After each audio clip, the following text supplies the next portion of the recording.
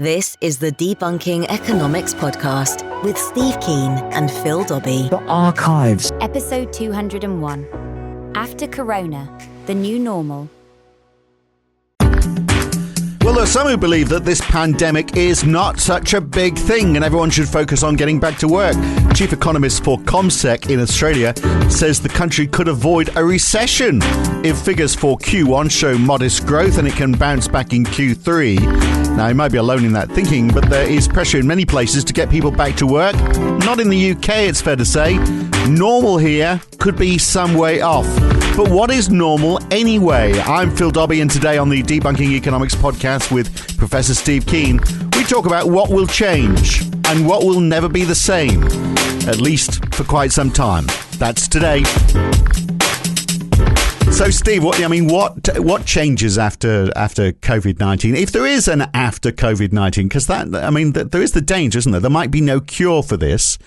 And we just find we have to live with it. And that will obviously severely compromise our lifestyles. I mean, we'll be looking back to those halcyon days when we could get in a car and go on holiday. And, I'm just wondering how serious it is going to be. Well, unless we get a vaccine that works and we can actually vaccinate everybody on the planet, which we're talking of the order of 6 billion bloody doses of a vaccine, which is to just give you an idea of the scale that we need to reach.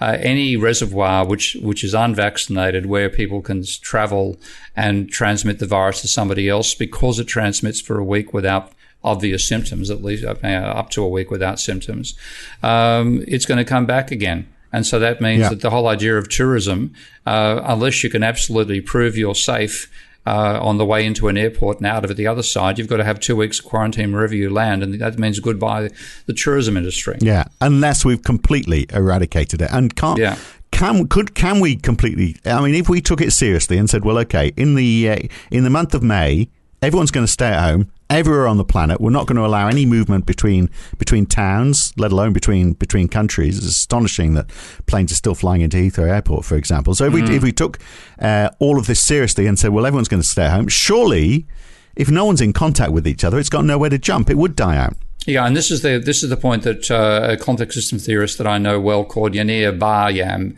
it's B-A-R-Y-A-M, Yanir being Y-A-N-E-E-R for anybody who wants to search his work.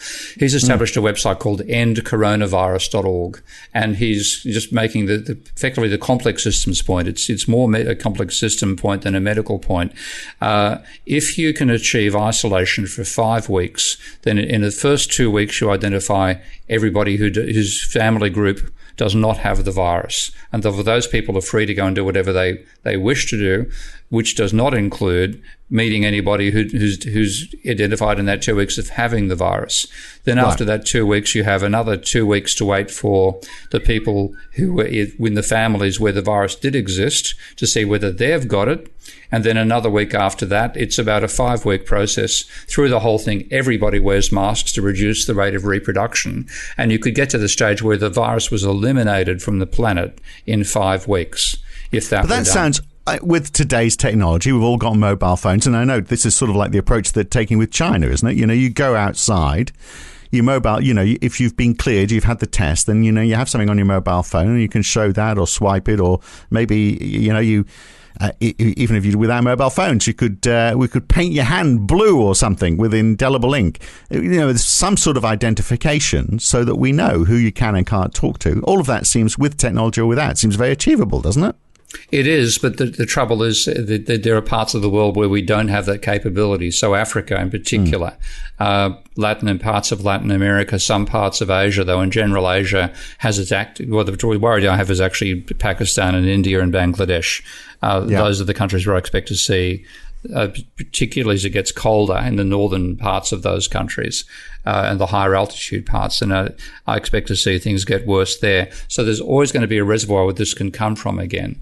And that is the real danger, that we'll eliminate it almost everywhere, but because it's so transmissible, as soon as we go back to previous standards of freedom of movement, it'll come back once more.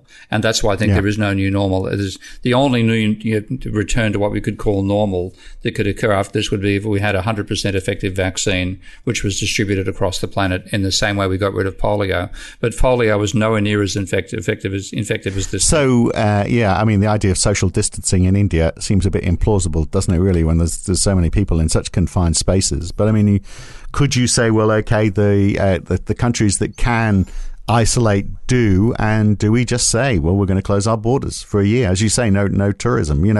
While we work on how we eradicate this thing totally, as we try and find a cure for it. In the meantime, let's just go closed economies, basically. Yeah, which and obviously changes supply chain somewhat. And this is something which is a point about just how valid were the theories that argued for free trade in the first place. Because, I'm sure there are plenty of neoclassical thinkers out there who are saying, oh, well, comparative advantage worked really well except for this crisis. It didn't work well. It was simply exploiting low wages. Comparative advantage has always been nonsense. It's arguing for a mobility of capital which does not exist because you can't turn a sheep dip into a wine press. The little logical flaw that Ricardo left out of his theory and that people who are brainwashed by it have never considered properly.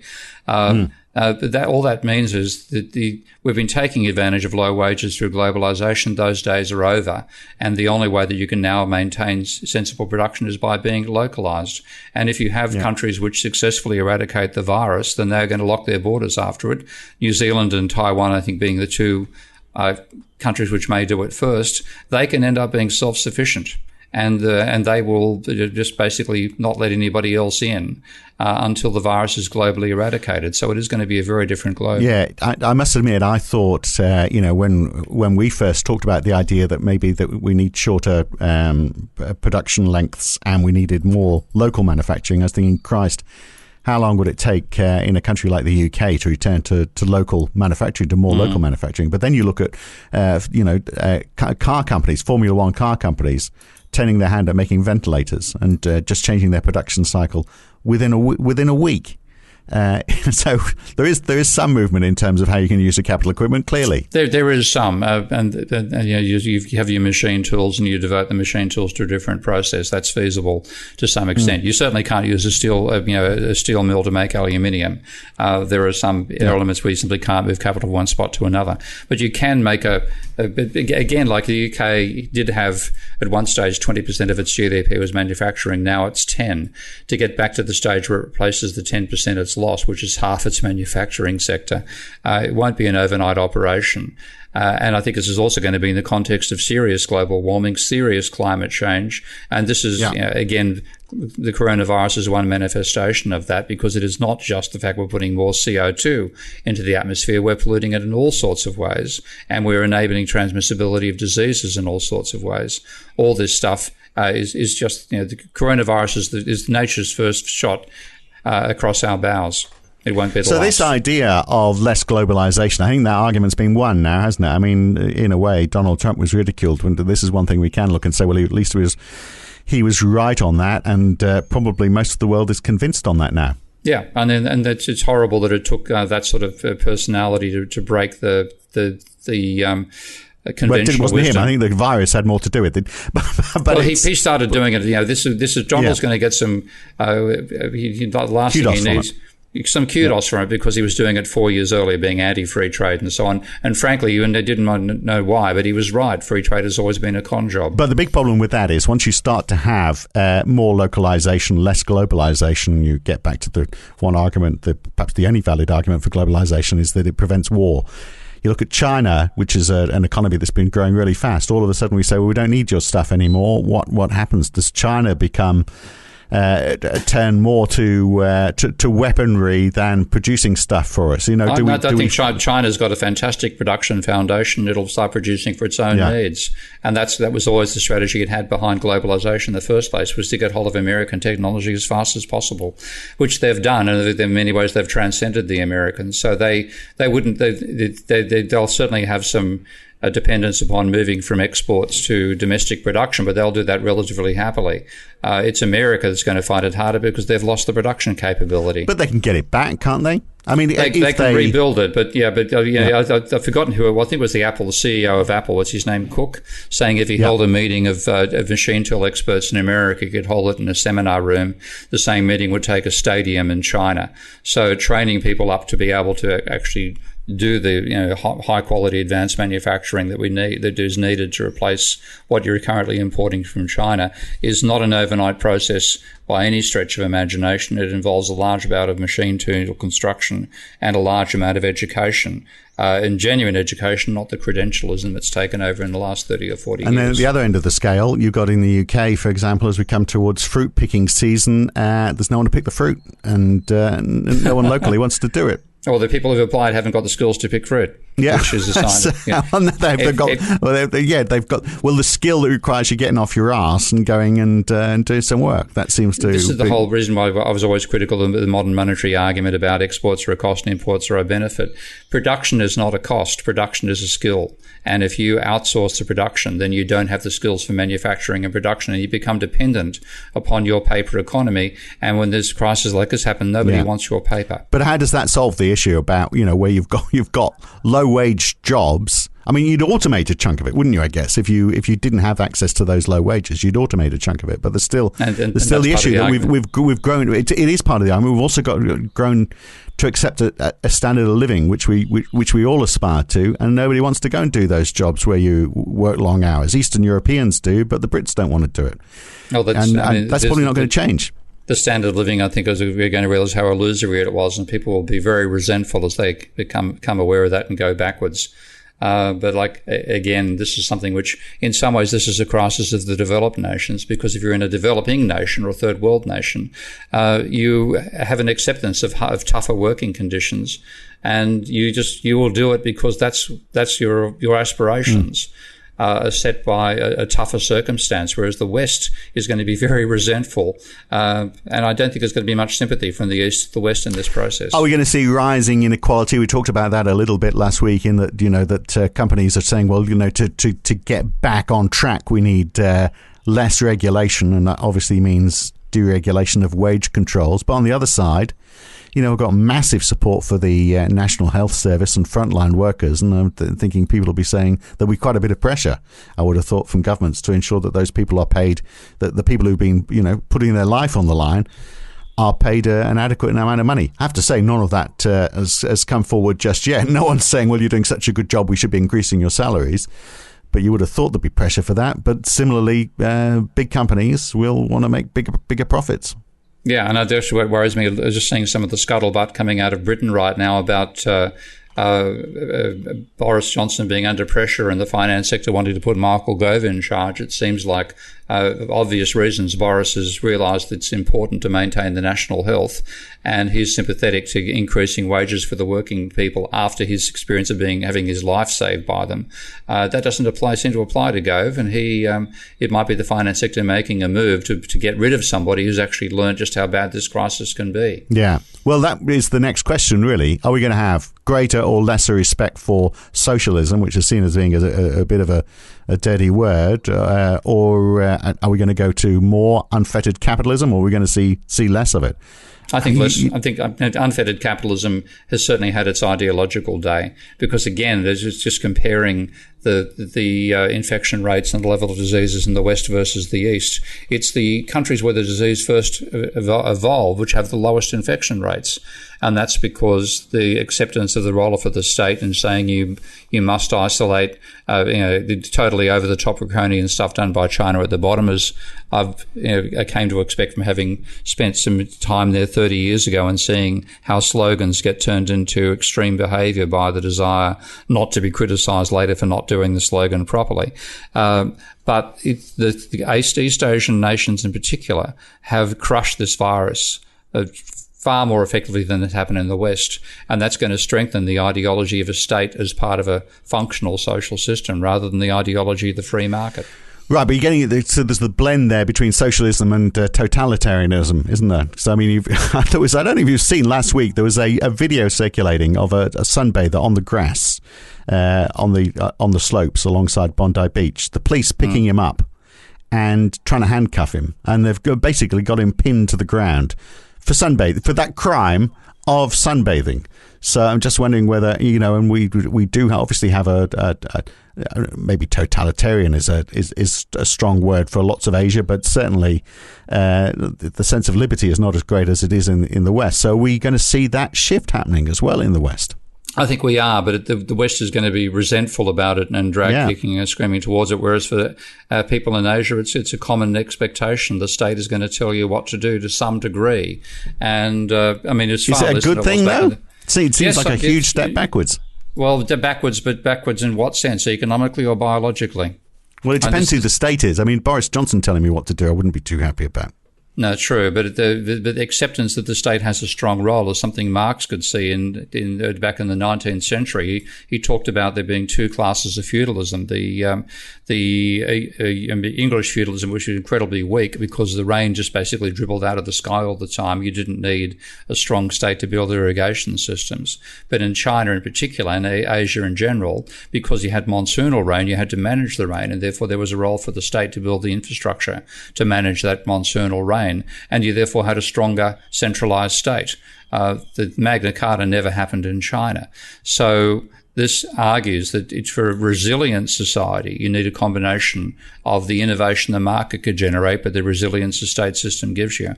And the neoclassical economics completely ignores the issue of resilience. And that's led us to an incredibly fragile global economic system. And the systems which are going to dominate in the future are the ones that have that resilience built in. So back to our sunbather. I guess he was in the wrong because, he was socially distancing, but he wasn't socially distancing because he wasn't staying at home. So, if we all did that, then we'd have a problem. But if we sunbag 2.5 meters from each other, that'd be fine. It's it's the easy spread of the virus within about a 2 meter range of somebody who's got it.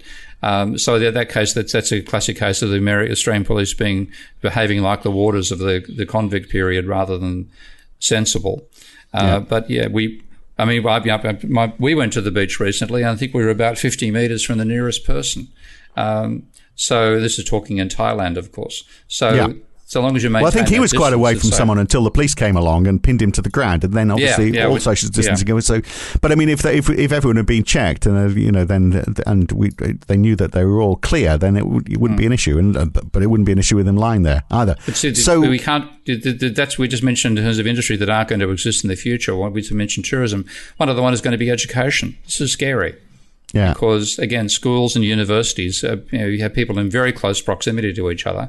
Unless you know 100% they don't have the disease, you can't afford to open universities and schools on a large basis. Right, but wouldn't the hope be that if we were all checked, if we had enough tests, and Britain seems to be having a significant problem with that, but there's also questions about the liability of some of these tests. But if we had reliable tests, and we had a lot of them, and we were all checked, and we also had apps that made sure that we were notified if we came into contact with anyone who hadn't been tested positive, then life could return to normal by and large. We'd just have this surveillance regime hanging over us, and we'd all have these mobile phone apps telling us tracking our every move, which we wouldn't be happy about but maybe it's the ultimate price we have to pay for all of this. It's a huge move for us, though, isn't it? Yeah, the surveillance. Again, you can't do it in a market economy. You can't say you've got to pay for the surveillance. Surveillance has to be imposed upon you. And equally, the testing has to be imposed. You can't be paying to be tested. So this is all ways in which it's obvious the market system can't cut it. Well, you could find some sort of market mechanism. You could say, well, actually, you have to pay to go out. But then I guess you got the problem that the police then have to enforce who's going in and who's staying out. And you have the whole issue. You've got to be able to quarantine those who have the disease from those who don't, which comes back to Yoni Barbam's recommendation about a way to do it in a 5-week period and just get rid of the virus completely.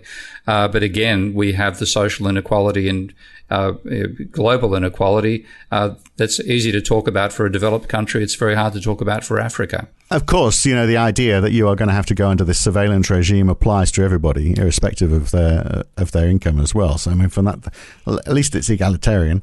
On the idea of unfettered capitalism, I wonder where the United States is going to sit on public health. If their numbers are really bad, it's already, about 20% of all deaths on the planet in the United States. Are they going to be so concerned about the idea that Obamacare was a bad idea? They might actually think, well, maybe it's a good idea and we need to have more of it. Yeah, I mean, again, our privatised education, health and healthcare is linked to your employment. I mean, talk about backing those two ideas out of the park. So I just hope there'll be a shift in America's mentality over that. But we're talking about America. So what about housing? What's it going to do to house prices? Is it going to be the? Is this your chance now, Steve, to say that house prices in Australia are going to fall 40%, and this time it's really going to happen? Or are we going to cocoon more, and therefore we're going to pay more? We've got low interest rates, rising inflation. Plus, we want a house that's nice because we're going to have to spend more time in it. Maybe house prices could actually go the other way. Well, I think there's going to be a break in the credit system. That's the first obvious sign. During the crisis itself, there'll be far less buying, and of course, a large part of the support of the market has been not just the renters but also the Ubers. The Uber people having rental properties that they actually went out through Uber rather than through local purchasing. I think Uber's history. And if that is the case, then a large part of the financial support for overvalued markets like Australia's has gone as well. So I'm not going to put any money on it this time. I'm not going to walk to Kosciuszko over it again. But what Australia's managed to build out of the prosperity is just expensive house prices, no capacity to replace the manufacturing that it now needs to replace that it can't import anymore. Yeah, because we've invested, but we'd have more to invest in, I guess, wouldn't we? We'd have all these extra businesses and industries to invest in. So, wondering how much of the money that's gone into housing in Australia is because we've made money, we've got a bit on the side. And we've put it into housing because we've seen house prices have always gone up. But if the whole structure of the economy is changing, we're creating more industries, then there's a lot more to invest in. And if it's almost starting from scratch, you'd expect the return on some of these is going to be pretty good. Yeah, but not the return on housing anymore. And this is one thing, actually just living in Asia now and seeing how much cheaper the house prices here. I mean, the place I'm renting is costing about 9,000 baht, which is about 500 Australian dollars or about 300 American dollars per month to rent. And like that itself is rent is above the income that somebody would earn as a security guard for a month in the property we're in. So it's expensive, but it's incredibly cheap at the same time. And if you then look at people who are working in factories and working in food production and so on, they don't need the same income to support their house prices or their rents. So consequently, a large part of the cost of, and this is one Michael Hudson's been making for a long time, one reason America is so uncompetitive, its house prices are too high. There's too much private debt. If you get rid of the private debt, you reduce the rentier charge in the economy, and you can have trace with a drastic fall in your wages without having a fall in your living standards. In fact, you'll have an increase in the living standards. So if we get to the point where you actually have to be competitive in a genuine sense rather than using a credit system to keep you afloat, then the house prices of places like Australia simply can't be sustained because those house prices give you high cost of manufacturing. Right, because people have to earn so much to be able to afford to pay those house prices. Yeah. But on the other side, there's going to be a lot of people wanting to live in Australia now because they're looking and saying they've had very few deaths. This could be a healthy place to live. That could push the international demand even higher in Australia. Yeah, in terms of that is one actually curious thing. But Chinese don't need to worry about it. The Chinese have, in that sense, there's questions about their data, of course, but they have crushed the rate of the growth for the virus already. So one of the safest places to be in the world is China. But for the USA. Forget about it. Anybody wanting to be a student from China wanting to study in America, that's not going to happen. If you look at Canada, which is the other place that people from China used to go to, the Vancouver market being one market driven up by a lot of Chinese purchases, that's going to fall over as well. There's in fact 40,000 deaths in Canada. But I think overall, the idea of international mobility is a goner while the virus is still around. Yeah, for in terms of travel generally and tourism and moving around the world and living in different places, but also obviously in terms of supply lines. We've talked about how they're going to be short and we're going to produce more locally. And we're already seeing it, a mistrust of China. I mean, it seems like this is an opportunity now for people to bring their prejudices to the fore. Yeah, but I think the prejudice is ultimately going to be against Americans. I'm not so sure. Because the Chinese have stopped it. Ultimately, if you look at where the disease is, the biggest reservoir for the disease now is the United States of America. Sure, but I mean, President Trump is still there blaming China because, and you know, we're hearing it referred to as the Wuhan virus. It started. We've heard crazy crackpot theories that actually came from a laboratory in China. All those stories circulating in the, I was going to say on the internet, but not on mainstream media in the United States as well. This is, Fox News and the like. Everyone's got to blame someone, and it all started in China. So let's blame the Chinese. That's handy. Yeah, well, I mean, that'll happen. But I think China might start calling the Washington virus because, I mean, the number of cases in America is coming up to 10 times. Yeah. The amount in China. That means, given the population difference, 40 times the number of cases per head. And the place which is going to be hardest to suppress in is going to be America. So I think it's time to start calling it the Washington virus. Are we going to become less globally concerned citizens at the end of all of this? Are we going to forget about problems in Africa, for example? Is the idea of foreign aid going to be something that we just drop from the balance sheet? Well, I think, in fact, we're going to realise we can't afford to forget about Africa because that'll make it the reservoir.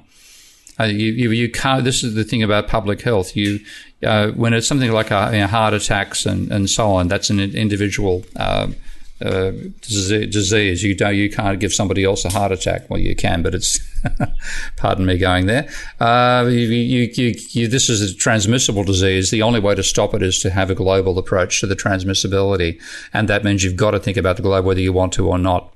So, obviously, buying more local stuff, buying more online. I mean, this is going to expedite the demise of the high street, isn't it, this whole thing?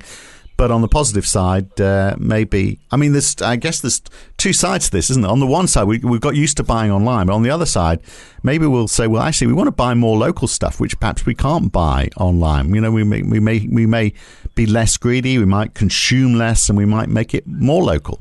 It would be nice to think so, wouldn't it? But that means that the economy is operating at a whole different speed, a whole different velocity. And I think with velocity, we've far exceeded what the planet can sustain, and we're going to be forced to go backwards. And this is the beginning of it. Nobody chose this virus to happen, and the virus couldn't give a damn about our social system it just wants our population. So yes, we're going to be forced backwards, and this is the very beginning of it. So things like going to the local buyers markets and stuff like that might become more common, perhaps, than buying online. Maybe it'll shift back again. We were reliant on online now in lots of cases because we can't get out, but maybe the scales will tip the other way. Well, there is local online as well. I mean, in terms of living here in Trang in southern Thailand, we're doing two things. We're going to local markets to go shopping. Everybody has wearing masks. Every stall has alcohol gel to wipe your hands with. Everybody wipes their money as they collect it from any exchange, so the local thing is still working. But equally, there's a thing called Food Panda here, and everybody's getting local deliveries from local restaurants using the internet. So what's going to disappear is collective things, like going to see movies, for example. I think the movie industry, in terms of cinemas, that's history. Going to restaurants? Restaurants, no, because they won't be economical. You're going to have to sit too far apart from anybody else. Yeah. In the short term. But, I mean, we're hoping that we are going to eradicate this, aren't we? I mean, there's two stages to it. There's while we have to socially distance and we're wary of catching it. But at some point, hopefully in a year or two, we're going to be saying, well, okay, it's largely eradicated in our country. And we've got restrictions on people coming in from places where they could have it. Yeah, eradication is a potential goal. It can be a combination of things. Countries which successfully crush the curve, and that's Taiwan and New Zealand will probably lead the way there. But then, yes, it's a vaccine, and being able to vaccinate everybody, and you eliminate it in the same way you eliminated polio or smallpox. But the trouble is another one's going to come along, and this is back to the theme of a book I read back when I was doing my PhD called The Coming Plague by Laurie Garrett, who was then the New York Times medical researcher. And she has pointed out that there will be a disease which both increases transmissibility and increases virulence. She expected it to be a version of the flu. It wasn't. It's a version of the cold, apparently. The coronavirus is part of the family of diseases that give us the common cold. But it happened, and it's going to happen again. And the fact we avoid one doesn't mean we're never going to see one again in the future. And it'll happen more rapidly because with the increased human pressure on the planet, we're more likely to be a place where the virus has evolved to begin with. So we've made ourselves targets. And we simply can't say this is over, it won't happen in another 100 years. It might happen in 10 years. So we really have to say, how do we redesign our impact on the planet to reduce the level of impact we're creating and to make it less likely that something is transmissible, this will spread as rapidly and be as destructive for our productive systems as it was this time round. So yes, there is the new normal has to be localized and less pressure on the planet. And I just hope we do it without being wiped out by the planet. And we are social creatures, so we need to be able to still socialize. I mean, to the point where you'd almost start to say, well, what's the point of living if you can't actually go out and meet a few people and have a good time? Yeah, I mean, it's a simian thing, and it's a human thing, it's an animal thing. Very few animals are anything remotely like the model of Homo economicus. The number of animals that live solitary lives is trivial. We are a social creature, and most animals are social creatures. We want that sociability, but it's normally with a very complex web of life, and we've made that web far too simple by slashing and burning the planet's ecosystem. And now the planet is coming back to slash and burn us. Well, do you know what? For the ability for me to go out and have a decent curry with a few of my mates every couple of weeks, I'd be quite happy to see the border forces roping off my town and insisting that everyone who comes in can prove that they haven't got the virus. That's quite a big call, isn't it? But I wonder if that's the sort of regime that we might find ourselves living in. Maybe that's what's happening actually here in Trang, because the border is cut. You have to have a medical certificate and you have to have a reason to come across the border of the province of Trang. And there are 7 cases here at the moment, and it looks like it's potentially being eradicated here. And once it is, life can go back to normal in Trang so long as it's self-sufficient for most of its needs. Right. And there's an agriculture producing area it will be for fundamental needs, but not for elaborate ones. So I've asked you this question before, but an end to the EU out of all of this? I think so. I mean, if Yanis Varoufakis and I are on the same side of an argument at last over this, and I think even you might be. So I think the odds are getting better that the EU is terminated. Coming from the bottom up, because of course Italy in particular has suffered badly. Italy and Spain have all suffered very badly out of how the EU's managed this. But again, I don't think it'll be a peaceful process that it falls apart in. So 5 years' time, do you think we're still going to be in this sort of this halfway house where we might be able to go out, but we need to identify that we're clear and we're still having a degree of social distancing and a lot of the things that we accepted as normal in 2019 won't be normal again in 5 years? I'm thinking more now at the limits to growth, and the fact that its predictions were that the turning point would be pretty much 2020 to 2040 in terms of human population starting to plunge because we've wiped out the sustainability of the planet. So I think this is the beginning of a very abnormal normal. I never feel good after talking to you, Steve Keen.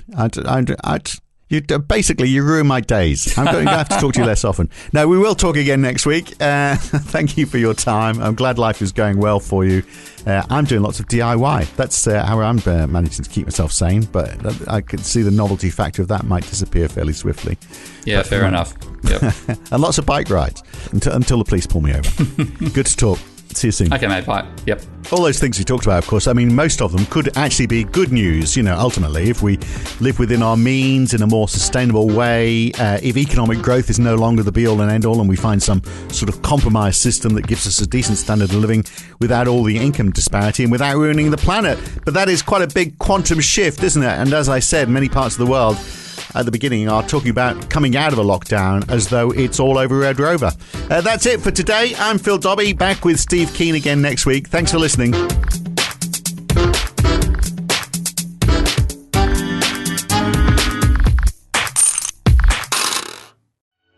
If you've enjoyed this podcast, then please share it with your friends, like it on YouTube, and subscribe to this channel.